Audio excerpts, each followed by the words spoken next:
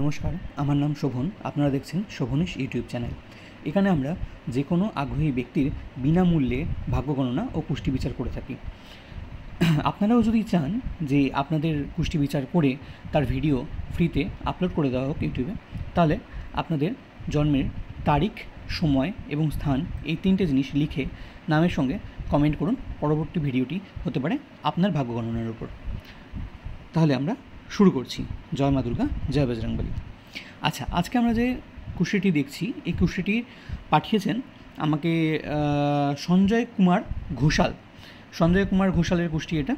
15ই October 1966 এনার জন্ম, 2:55 PM, কলকাতায়। তো এনার যেটা কুষ্টি থেকে আমরা দেখতে পাচ্ছি ছক থেকে, সেটা হচ্ছে লগ্ন বসেছে 11 নাম্বার রাশিতে বা 11 নাম্বার রাশিতে। তো 11 নাম্বার রাশি হচ্ছে কুম্ভ রাশি। তো কুম্ভ রাশির লগ্ন। এখন কুম্ভ রাশির লগ্নে লগ্নপতি হচ্ছেন স্বয়ং শনিদেব। শনিদেব যেখানে লগ্নপতি, তো সেখানে শনিদেব হচ্ছে এই কুষ্টির ক্ষেত্রে সবথেকে গুরুত্বপূর্ণ গ্রহ। এবং শনিদেবের সঙ্গে বাকি গ্রহগুলোর যেরকম রিলেশন, তার উপর বেস করে এবং সেই গ্রহগুলো যে যে ঘরের উপর বসেছে সেই সমস্ত উপর বিচার করেই তারা ওভারঅল কুষ্টিতে ফল প্রদান করবে, ভালো মন্দ মিশিয়ে। তো আমরা যেটা দেখতে পাচ্ছি, এই গ্রহের সবথেকে, এই লগ্নের ক্ষেত্রে সবথেকে ইম্পর্টেন্ট শনিদেব। সেই শনিদেবই এখানে বসেছেন দ্বিতীয় ভাব। প্রথম ভাব আমরা যেটা দেখি না, 11 লেখা আছে, এটা প্রথম ভাব, এটা ফাঁকা। তো লগ্ন ভাব ফাঁকা, যদি অপোজিট থেকে মঙ্গলের দৃষ্টি আসছে। মঙ্গল সামগ্রহ, মঙ্গল 5 নম্বর রাশি অর্থাৎ সিংহ রাশিতে বসে দৃষ্টি প্রদান করছে, যেটা পার্সোনালিটিকে বোল্ড বানাবে, স্ট্রং বানাবে, কিন্তু মাঙ্গলিকও বানাবে, সেটা পরে আসছি আমরা। তো প্রথম ভাব আপাতত ফাঁকা, যেখানে মঙ্গলের দৃষ্টি রয়েছে সরাসরি। তারপরে আসছি আমরা দ্বিতীয়ভাবে। দ্বিতীয়ভাবে যেখানে 12 লেখা আছে, দ্বিতীয় ভাব হচ্ছে ধন কুটুম বাণীর ঘর, আর প্রথম ঘর হচ্ছে স্বয়ং। তো স্বয়ংয়ের ঘরে মঙ্গলের দৃষ্টি, তাই পার্সোনালিটি বোল্ড করবে। সেকেন্ড হাউসে যেটা দ্বিতীয় ভাব, সেখানে বসেছেন শনি স্বয়ং। তো লগ্নপতি দ্বিতীয়ভাবে বসা অত্যন্ত ভালো, কেন দ্বিতীয় ভাব হচ্ছে ধন কুটুম বাণীর ঘর। বাণী একটু কর্কশ বা কঠোর প্রকৃতির হতে পারে, কিন্তু টাকা পয়সা এবং কুটুম্বদের সঙ্গে সম্পর্ক, আত্মীয় স্বজনের সম্পর্ক, এইসব দিক দিয়ে বেনিফিশিয়াল হবে। তবে একটা জিনিস আমাদের মাথায় রাখতে হবে, ডিগ্রি ওয়াইজ বলাবল আছে কিনা গ্রহটা। এখানে আমরা যেটা দেখছি, শনিদেবের ডিগ্রি অত্যন্ত কম, 0 ডিগ্রি। ফলে ফল প্রদান করার মতো ক্ষমতা এখানে শনিদেবের নেই। যদি এনার যথেষ্ট বয়স, যেহেতু 1966-তে জন্ম, এখন এনার প্রায় 59 বছর বয়স। তো এতদিনে আমি জানি না ইনি কখনো নীলা পড়েছেন কিনা। যদি ইনি নীলা পড়ে থাকেন, তাহলে ইনি অত্যন্ত শুভ ফল পাবেন জীবনভর। অন্তত অর্থের দিক দিয়ে এনার কখনো কোনো অসুবিধা হবে না, কারণ শনিদেব এখানে দ্বিতীয়ভাবে বসে অর্থ জমতে সাহায্য করবে। হাতে অ্যাকুমুলেটেড ওয়েলথ যথেষ্ট পরিমাণে থাকবে। আচ্ছা, তারপরে আসছি আমরা তৃতীয়ভাবে। তৃতীয়ভাবে আছে রাহু। রাহু এখানে মঙ্গলের রাশিতে বসে খারাপ ফলই প্রদান করবে। রাহু অনেক ক্ষেত্রেই বলা হয় যে তৃতীয়ভাবে বসে পরাক্রমকে বাড়িয়ে দেয়, এবং তৃতীয় ভাব হচ্ছে রাহুর কারক ভাব। কিন্তু এখানে যেটা করবে, সেটা হচ্ছে ছোট ভাই বোনের সঙ্গে ঝামেলা, দ্বন্দ্ব। এছাড়া ধর্মভাবে নজর দিচ্ছে, দৃষ্টি দিচ্ছে, সেখানে ধর্মকে সহজেই মানতে অস্বীকার করা, যদিও সেখানে ধর্মভাবে অন্যান্য গ্রহ আছে, তারাও একটা ফল প্রদান করবে এই ঘরটা। এছাড়াও যেটা করবে, স্ট্রাগল লাইফে অনেক বাড়িয়ে দেবে, ছোটোখাটো যাত্রা বাড়িয়ে দেবে। কেন? তৃতীয় ভাবটা হচ্ছে ছোটোখাটো যাত্রার ঘর, ছোটো ভাই বোনের ঘর, বাধা বিঘ্নের ঘর, পরাক্রমের ঘর। তো পরাক্রম যেমন বাড়বে, ছোটোখাটো স্ট্রাগল লেগেই থাকবে জীবনে, ছোটোখাটো যাত্রাও লেগেই থাকবে। তারপর আসছি আমরা চতুর্থভাবে। চতুর্থ ভাব ফাঁকা এবং সরাসরি কোনো দৃষ্টি আপাতত পরিলক্ষিত হচ্ছে না। তারপরে আসছি আমরা পঞ্চমভাবে। পঞ্চম ভাবও ফাঁকা। চতুর্থ ভাব হচ্ছে ভূমিমাতা বাহনের ঘর, এবং পঞ্চম ভাব হচ্ছে সন্তানের ঘর, প্রেমের ঘর, বিদ্যার্জনের ঘর। এই ঘরগুলো আপাতত এটা ফাঁকা। আচ্ছা, তারপরে আসছি ষষ্ঠভাবে। ষষ্ঠ ভাব হচ্ছে রোগ ঋণ শত্রুর ঘর।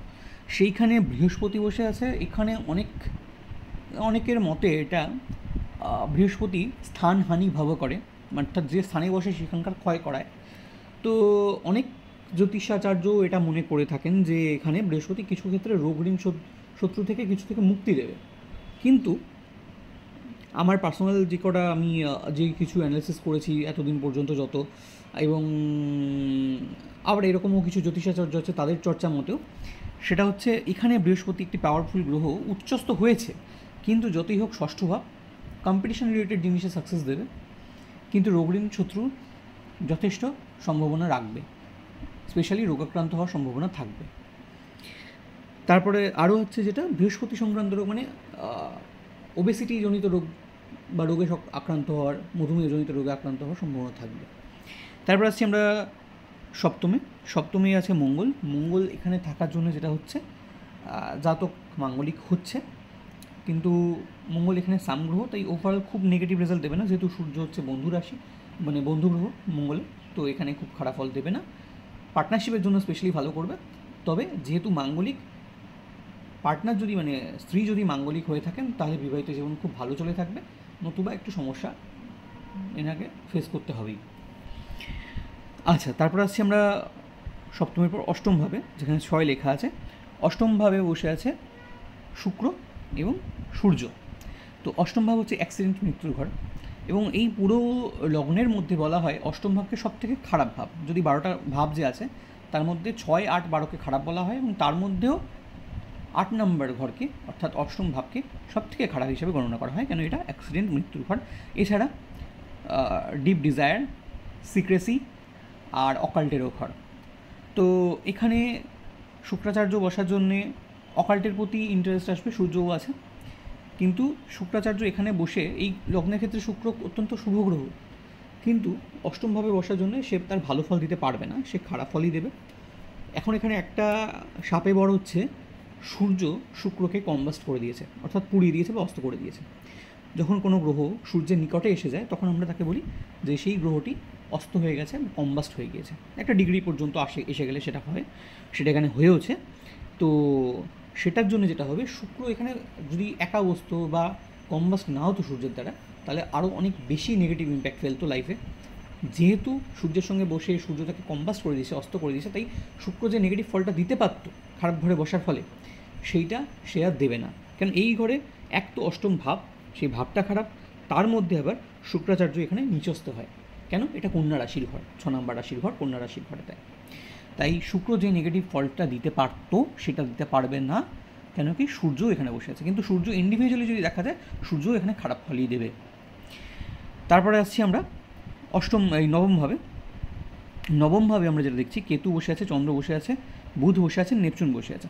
তো ইউরেনাস, নেপচুন, প্লুটোকে আমরা কাউন্ট করি না, যেমন আমরা সপ্তমভাবে ইউরেনাস ছিল আর প্লুটোও ছিল, সেগুলোকে আমরা কাউন্ট করিনি, কেন বৈদিক জ্যোতিষে ইউরেনাস, নেপচুন, প্লুটোকে গুরুত্ব দেওয়া হয় না।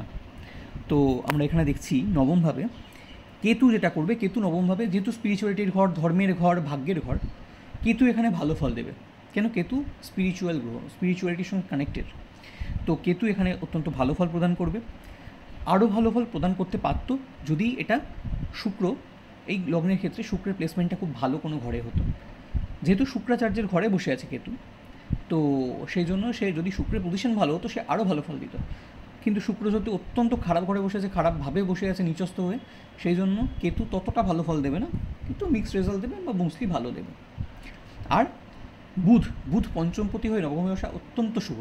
বুধ এই লগ্নের ক্ষেত্রে অত্যন্ত শুভ গ্রহ, অত্যন্ত কারক গ্রহ, এবং সে নবমভাবে বসেছে, অত্যন্ত ভালো ফল দেবে। এবার যদি বলি চন্দ্র এখানে এই লগ্নের ক্ষেত্রে অত্যন্ত মারক গ্রহ এবং শনির চূড়ান্ত শত্রু, মানে লগ্নপতি চূড়ান্ত শত্রু। তো তিনি ভাগ্যভাবে বসে মোস্টলি খারাপ করবেন। কিন্তু এখানেও একটা ভালো জিনিস হচ্ছে, যেটা কেতু যখন চন্দ্রের সঙ্গে বসে চন্দ্রকে গ্রাস করে নেয়, ফলে চন্দ্রের নেগেটিভ এফেক্টটা ওখানে গ্রাস করে নিতে কেতু সক্ষম। তো ওভারঅল দেখা যাচ্ছে যে ইনি ধার্মিক হবেন এবং ভাগ্য মোরালেস ভালো হবে। এরপর আসছি দশমভাবে কোনো গ্রহ বসে নেই বা সরাসরি দৃষ্টি নেই, যেটা কিনা কর্মভাব। তারপর আসছি একাদশভাবে কোনো গ্রহ সরাসরি বসে নেই বা সরাসরি তার দৃষ্টি নেই।